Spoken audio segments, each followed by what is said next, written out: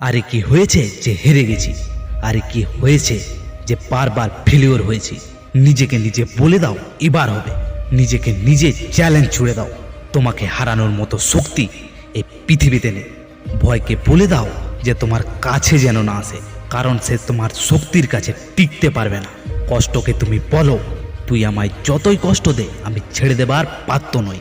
তুই আমাকে বারবার কষ্ট দিবি, তুই আমাকে বারবার ভয় দেখাবি, হয়তো বারবার ফেলবি, কিন্তু কিন্তু আমি আবার উঠে দাঁড়াবো। আমাকে ফেলা এত সহজ নয়। আমার সাহস, আমার শক্তি দিয়ে সব দুঃখ কষ্টকে পুড়িয়ে ছাই করে দেব। আমার পড়াশোনার মাঝে যে দেওয়াল তুলবে সেই দেওয়ালকে ভেঙে চুরমার করে দেব। আমি পড়াশুনো করব, এটা আমার জেদ।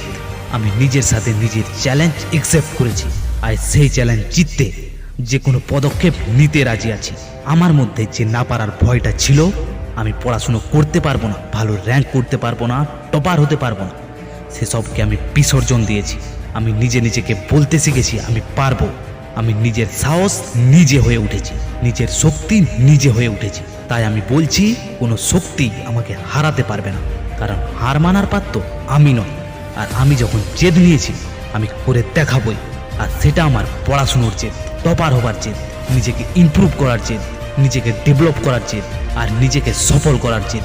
আর এই জেদগুলোকে পূরণ করতে তাতে আমাকে যা করতে হয় আমি করব।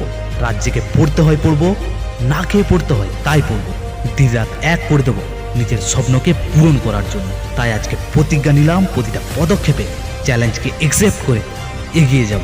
বন্ধু, তুমিও যদি তোমার পড়াশোনার জীবনকে ডেভেলপ করতে চাও, ভয় না পেয়ে প্রতিটা পদক্ষেপে চ্যালেঞ্জকে অ্যাকসেপ্ট করো আর জীবনে সফল ছাত্র হয়ে ওঠো। আর তোমাকেও যদি সফল হওয়ার খিদায় আমার মতো ক্ষুধার্ত তৈরি করেছে, তবে কমেন্ট করে অবশ্যই জানো। আজকে এখানে শেষ করলাম।